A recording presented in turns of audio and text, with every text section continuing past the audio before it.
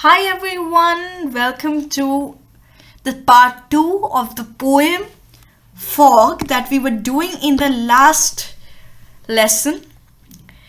As promised in the previous lesson, this lesson will have the word meanings, literary devices, question answers.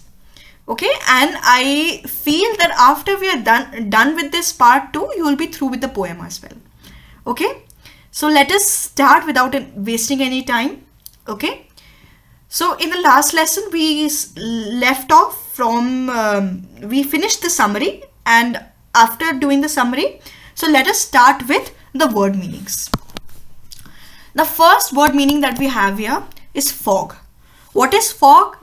जैसे मैंने आपको पिछले video में बताया, उसको धुंध कहते हैं इन Hindi. So it is a thick cloud of tiny water droplets present in the atmosphere, especially in winter.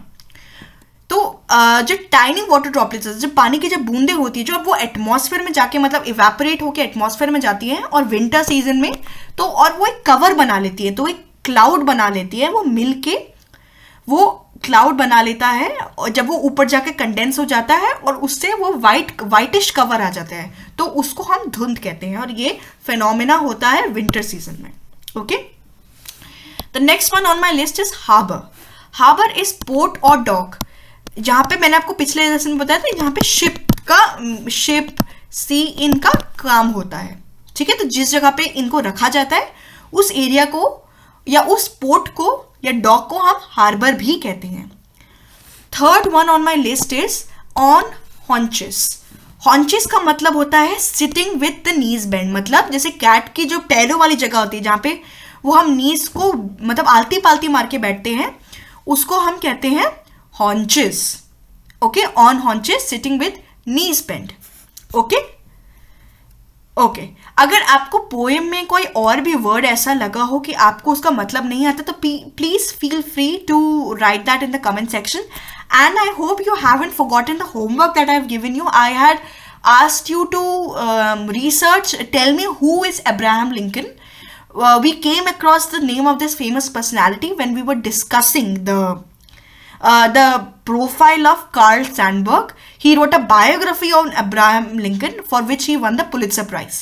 So I hope you have done that homework. I'll just look at the comment section and I'll let you know if your answer is correct or not. I hope आप सबका correct होगा answer, and yes, that will be great then. So let us move forward to the literary devices. So literary devices, first हमारा literary devices जो इस poem में इस्तेमाल हुआ है वो है metaphor.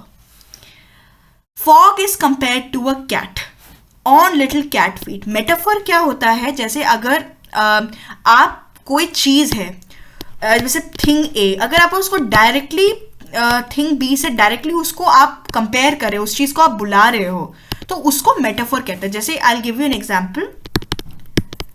her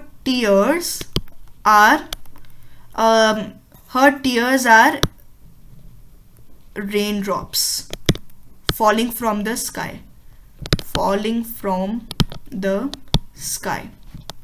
तो इसमें आप टीयर्स को डायरेक्टली रेन ड्रॉप से कंपेयर कर रहे हो, तो इसीलिए ये this is an example of a metaphor. I hope this is clear. So let me just erase this. Okay. Next है rhyme scheme. There is no rhyme scheme followed. Poem is in free verse. तो अगर आप नीचे poem को देखोगे तो नीचे अगर आप पोएम को देखोगे तो आप कहीं नहीं देखोगे कि कोई भी ऐसे इसमें वर्ड है जो राइम कर रहे हैं आपस में. So that is why this poem is an excellent example of free verse. Free verse वो पोएम्स होती हैं जिसमें कोई राइम स्कीम नहीं होता. ठीक है, so this is one example. So free verse और rhyme scheme, this is also literary device जिसमें the poem follows no rhyme scheme. Okay, enjambment. Now what is enjambment? Enjambment is when a sentence continues to the next line. जैसे इस poem में the example of enjambment is it sits looking then moves on. जैसे इसमें है it sits looking So it sits looking अपने आप में it doesn't sound right. It does not look like a complete sentence. So इसमें जो example है, it sits looking and then moves on. So this is an example of enjambment. Personification. अब now what is personification?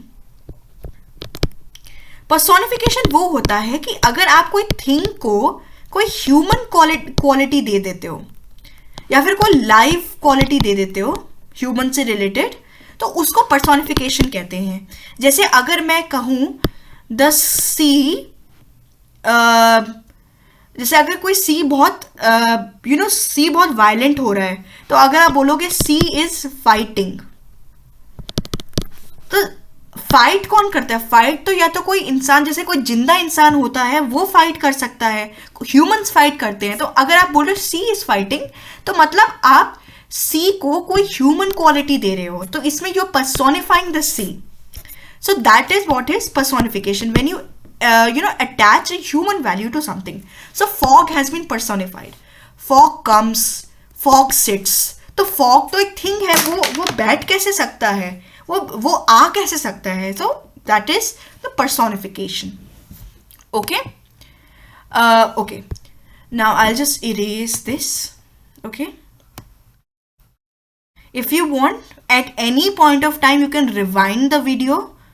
अगर आपको कोई जगह आपको ऐसी लगती है कि आपको फिर से समझने की ज़रूरत है. ठीक है. आई होप आपको लेसन्स पसंद आते हैं what I make for you. मैं काफ़ी रिसर्च करके बनाती हूँ एंड आई होप अगर आपको थोड़ी सी भी मदद होती है तो I think my work is done there. ठीक है. तो बस यही आशा करके I keep on moving forward. What is Sandburg think the fog is like? This is the first question. तो सैंडबर्ग यहाँ पे कार्ल सैंडबर्ग जो हमारे पोएट हैं. ओके, बाय एनी चांस अगर आपने फर्स्ट पार्ट इसका मिस किया है तो आप प्लीज उसको पहले देख लें, because then you will not be able to understand the whole lesson. So the answer is Sandburg thinks the fog is like a cat that comes silently so that no one can sense its arrival. तो the answer in Hindi it's written that Sandburg को लगता है कि fog एक बिल्ली की तरह है जो साइलेंटली आता है, इतना साइलेंटली आता है कि कोई देख ही नहीं सकता है उसका अराइवल, क्योंकि विंटर सीजन में आपको पता ही नहीं चलता कि धुंध कब बढ़ गई, धुंध का कवर कब आ गया.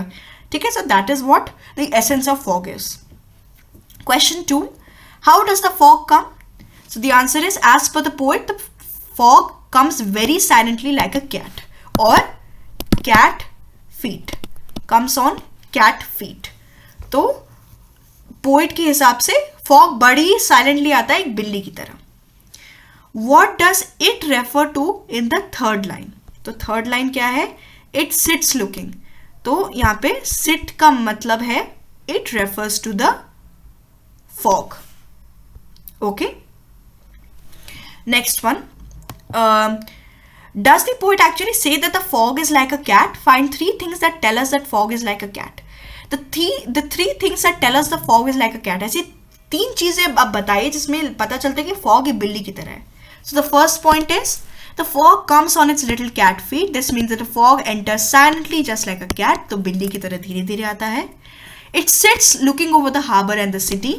The fog is compared to cats, as cats also like to sit and look here and there, and the fog is also looking while it sits over the city. तो जैसे बिल्ली पूरी जगह को देखती है जिस भी जगह पे वो आती है, और फॉग भी मतलब धुंध काफ़ी टाइम के लिए रहता है, तो ऐसा लगता है कि वो बैठ गया है, वो पूरे शहर और हार्बर को देख रहा है. तो that is the second point, जैसे वो बिल्ली की तरह उससे उसमें ये सिमिलैरिटी है. On silent haunches and then moves on. The fog sits on her bended legs just like the cat and then moves away very quickly and silently just like the cat.